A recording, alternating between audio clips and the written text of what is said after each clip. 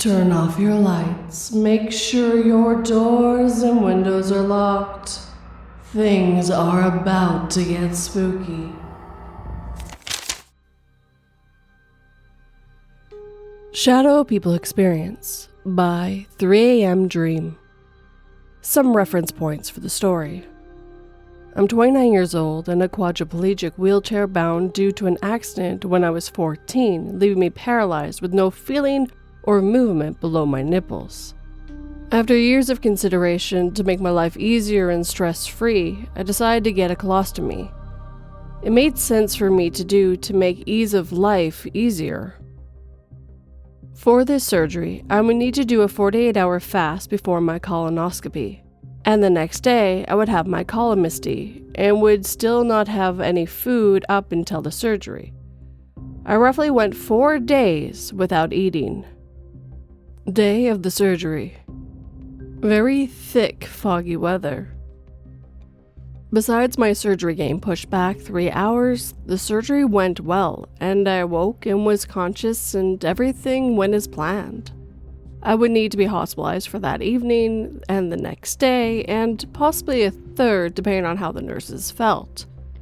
That night, as my day wound down and my visitors would leave, I would spend the evening watching TV on my phone until I got tired enough to try and fall asleep.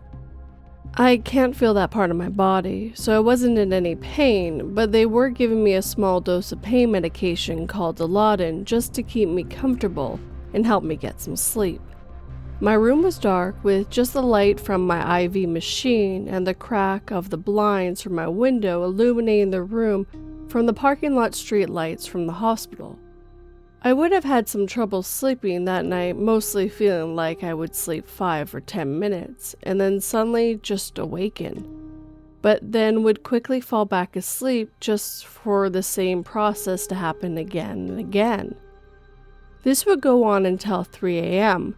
I would eventually fall asleep once again, but then I suddenly woke, but this time it felt like I was awakened for a purpose, or I was being watched. The visit. When I woke up laying in my hospital bed, something out of my right peripheral caught my attention. I would turn my head to the right and see a very tall, at least 10 feet tall, silhouette sitting in the hospital chair next to my window. Sitting down, this figure was so tall his head was almost to the ceiling. I would close my eyes and reopen them, as if to make sure my vision was clear, as I didn't know what I was looking at. After doing that, the tall, dark figure was still sitting there, and it seemed like he was looking at me, although he had no eyes or facial features. Oddly enough, I was not scared, nor did I feel uncomfortable. Almost quite the opposite, as it almost seemed like it was there to comfort me. I would look at the figure and say, "Hello?" in the fraction of a second, almost as if I missed him making a move. He would stand at the side of my bed, towering over me, looking down. It's at this point when I almost skip time, and next thing you know, I'm laying flat on my back still, but in a room that is completely white with no walls, no source of light, but very well illuminated. I seem to be laying on a piece of hard rock, similar to granite. When I look up, there are now 2 black figures, both the same size with the same body structure. What was weird is I felt I knew which one had taken me to this new place, and what one I had not had any confrontation with yet. At this point, I'm still very calm and not scared or feeling any harm will be done to me. As I'm laying there, I turn to the first figure and ask him, "Is everything okay?" To which he replies a simple, "Yes," followed by the second figure saying to me, "We are just mending you." Then the first figure would pull a silver dome with bright, shining light beams down over the top of my head. This is where I have my second lapse in time until the dome is pulled away from my face. Once I awaken and turn to the first figure, who I felt I had a better connection with, or possibly just felt like that was who I should be speaking to, I asked him, "What was the purpose of this?" He doesn't answer, but the second figure turns towards me and said, It is that you have a new purpose. This is where my third lapse of time happens, and I'm floating through the foggy air from outside through my hospital window back into my bed. Almost as soon as I was back in my bed, I was asleep. I would then sleep until 8:30 in the morning, and immediately when I woke up, this is the first thing I thought about. It felt so real, like nothing any dream I had ever had, and I can recall every part of this experience. Immediately, I would Google the definition of mending, a word which I would most likely never use in my life. Definition: repair, something that is broken or damaged. Return to health, heal. Improve an unpleasant situation. After, I would call my wife and tell her the story of what I called being abducted by shadow people. Both of us were really confused on what the meaning of this was, but we both feel it was real and not a dream. I also believe it was not a hallucination based on the pain medicine, as I was on such a low dose and I remember it so vividly. The figures. Both of them were very tall, at least 10 feet, and both were pitch black with no human features I could distinguish other than the shape of their bodies. Although I remember seeing no fingers or nose or any facial features for that matter, it was more or less just a shadow. I don't necessarily know if they talked to me or if I heard their voices telepathically, mainly because there was no mouth. As I stated before, they did not scare me or make me uncomfortable. In fact, it almost felt like I was in a bliss of comfort when I was around them. For some reason, I do feel like the second figure was in charge or the boss, mainly because he seemed to answer for the first figure certain questions, and seemed like he was leading the process. As I stated before, I never saw them walk towards me or necessarily move other than turn their bodies. It almost seemed like the silver dome wasn't even pulled down over my head via arms or anything. Both of the voices were different, but both very monotone. Aftermath. Since having this experience, I have not seen the shadow figures anymore, but the memory is still strong and vivid in my mind, almost as if I am to never forget it. At the time of writing this, it has now been a little over 2 months since this happened. My wife recommends I post on here to see if anyone has any similar situations or may be able to make light of what happened. I did tell my nurse later that day about my experience, and she just said that that's creepy and that most people don't hallucinate off of that pain medicine, especially at the dose I was given. Overall, it wasn't a bad experience, and I actually feel really good about it, and as I stated before, I was not scared or uncomfortable at any moment. Any comments or input is gladly appreciated. Thank you. I just wanted to let you guys know, this person posted this 10 months ago, so as of recording this, it's actually been a year since this happened to them.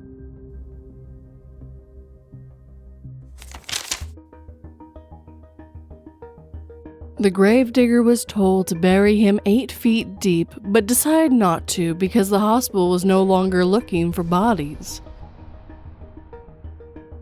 It wasn't because of the grave robbers, the priest said, crossing himself as he peered to the claw marks across the cemetery grass.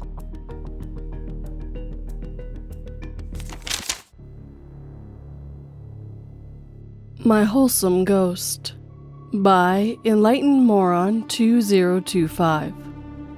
I have lived in this apartment for almost 3 years now, and I have the world's sweetest prankster of all ghosts.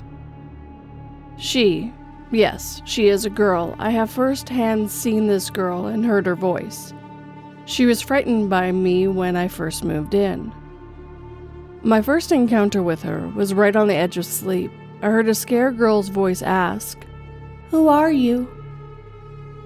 I brushed this off as the edge of sleep delusions, things like that. She was very silent for a long time, no activity. At about 6 months of living in this apartment, however, she became mischievous to say the least. I'm a single man, and I have certain adult objects that are battery powered. At 3-ish a.m. one morning, she turned it on. I was frightened, and after regaining control of my nerves, I turned it back off. She would do this another 2 times that same night, so I threw that object into the dumpster and said, "Battery malfunction." Just chill, that was an overreaction. Until she also started turning my PC off. This annoyed me something fierce, and after the 3rd time, I angrily told her, "I will cleanse this whole fucking house if you turn it off again." She turned it off again. No problem, I'm overreacting. It was probably the temp of the CPU getting too hot and shutting the PC off. No biggie, it's an easy fix. So I did the maintenance and said ghosts are not real, I'm just being dramatic. Then she started breathing on me when I was trying to go to sleep. Rhythmic, even breaths. No big deal, that creeps me out. I'll just turn the AC off and ensure my window is shut. She still breathes on me. So I took to sleeping with my blanket over my head. Tap, tap, tap. She was tapping the mattress. I still don't have an explanation for this one, but it was always small, annoying stuff. Like my work belt disappearing and then being right back where I left it. The day I knew she didn't want to actually hurt me is when I woke up in the middle of the night, opened my eyes, and saw her face inches from mine. May God strike me down if I am lying. I freaked the fuck out. I sleep with a knife in my reading pillow in the event of a home invasion, and that's what I thought this was. I kicked at her and hit nothing but air, pulled the knife. And she backed away, a surprised expression on her face that turned into what I still think is an apologetic grimace. I blinked, and she was gone. I have never seen her since then. I just remember clothes were modern, jeans and a sweater with shoulder-length straight black hair. When I got a roommate, she stopped all activity. Like she did when I first moved in. My roommate and I stay home through the weekends, both avid gamers. Until today. My roommate's at work and I'm not. We usually have the same schedule as we work at the same place. She gave me a little message today. I was cleaning my bedroom and I was walking out with the trash. She threw a crutch I dragged home from a house party one night on the floor. People will say it probably fell. I have never seen something fall with that much force. It landed a few feet from where I stood against the wall. Like she was telling me, "Take this too." Then, as I was cleaning up some more, she flicked a used Zen at me that was on my desk with enough force to audibly hit my chair. After my room was clean, I began having a panic attack and was sitting on my bed trying to box breathe when she moved the desk chair in front of me left then right. As if to say, "I'm here." Ironically, it calmed me down instead of freaking me out. My roommate just got back. Before I moved out, I wanted to ask him if he had any experiences with her. When I move out, she won't have me to prank anymore, just him. I almost wish I could see that with a bucket of popcorn.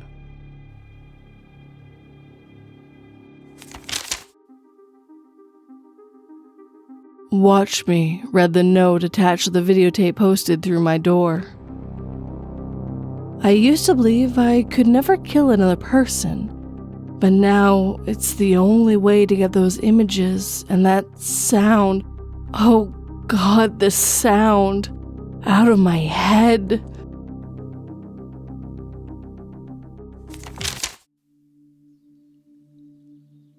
Smelling Things by FastandtheCURIOUS. This might sound stupid, so I apologize, but it's driving me mad. I was getting a strong whiff of cigarette smoke, It will linger for a good 5 to 10 minutes. No one in my flat smokes, none of my neighbors smoke either. I've checked sockets and appliances. We had some bloke out to do a routine check for fire hazards and fire alarms. I asked him about it and he couldn't find anything that could be causing it. I'll give some more context and explain why I think it could be paranormal. Please bear with. My mom passed away in 2019. She had osteoporosis, COPD, and emphysema. She was a heavy smoker. The doctors told her when she first got diagnosed that she needed to stop, but she never listened, and that's what killed her. Even when she was put on a waiting list for a double lung transplant, she wouldn't stop. She would still be here today if she had followed the doctor's advice and quit. She was heavily into all paranormal. I grew up watching the cheesy ghost shows and talking about the unexplainable with her.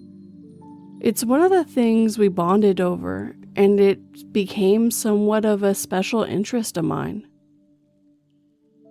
Whenever I smell the smoke, Mom is always the first thing that comes to my mind.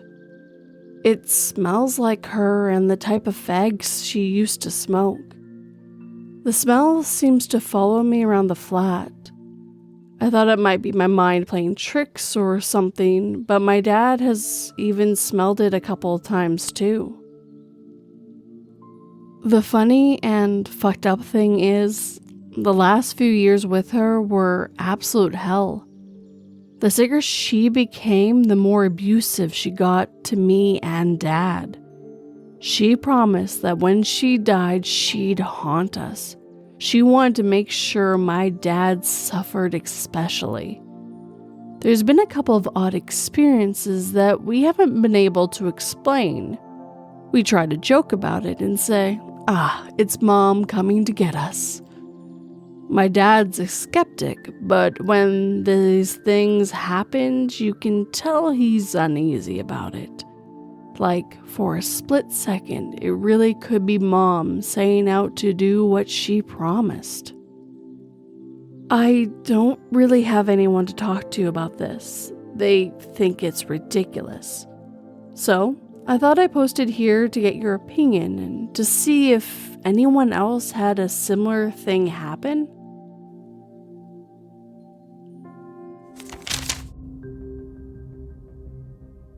Taking you with me will only slow us both, and taking different routes increase our odds of survival, said the man to his son. But it says here not to take an elevator in case of fire, shouted the kid in the wheelchair, but the man was already climbing down the stairs.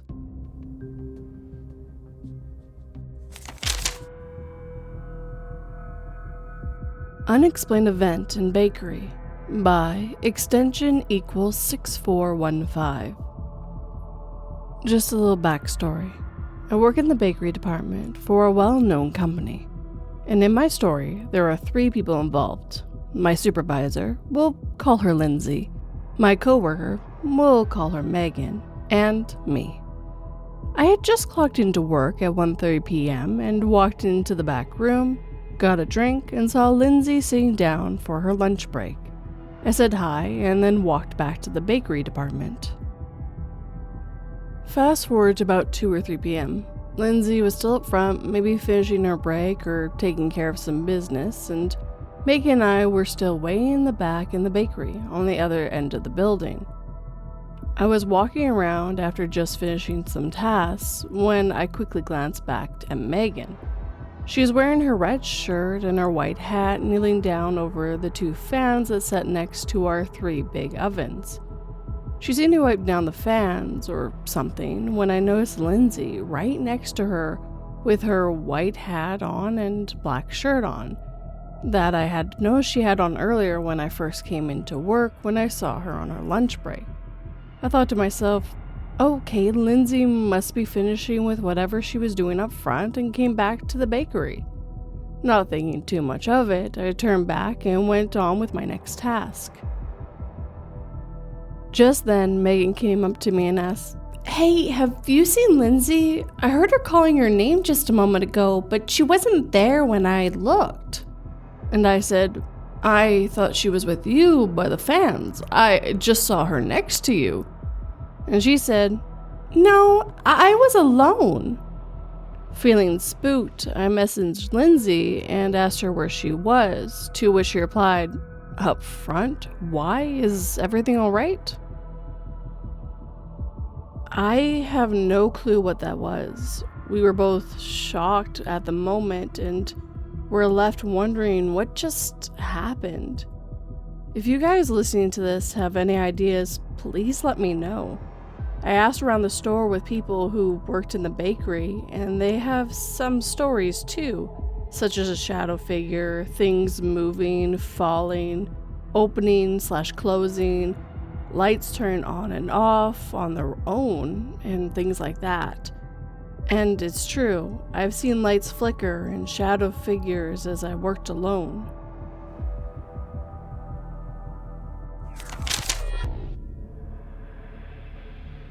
Before we enter into battle, remember well, they may be large and like the taste of human flesh,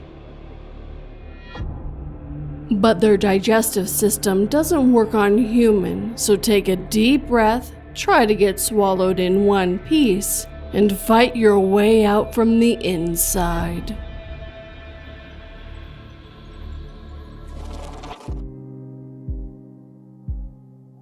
And with that, our time together is coming to an end.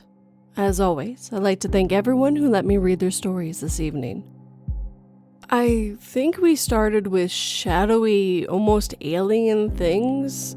It was a very bizarre story, which is why I wanted to open with it. I really am actually confused by that one. It definitely was a different kind of story, but I also hope the writer is happy with the surgery they went through and that their life is a lot more easier. A wholesome ghost that just is interested in you. And can I have some popcorn so we can watch your now ex-roommate deal with this ghost?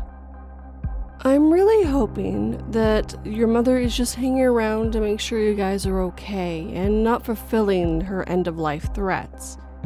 But it's hard to say, and I have heard that when people are losing the battle with their life, they get angry because everyone else is fine, but they're not.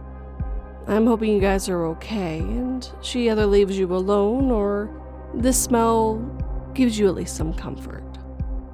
The unexplainable event in the bakery, that one felt more glitch in the matrix-y to me, but at the same time, what is glitch in the matrix, but not a little bit of paranormal too. But the fact that others have seen stuff kinda leans on maybe something's going around. And with that, guys, that's the last of our paranormal stories for any time in the near future.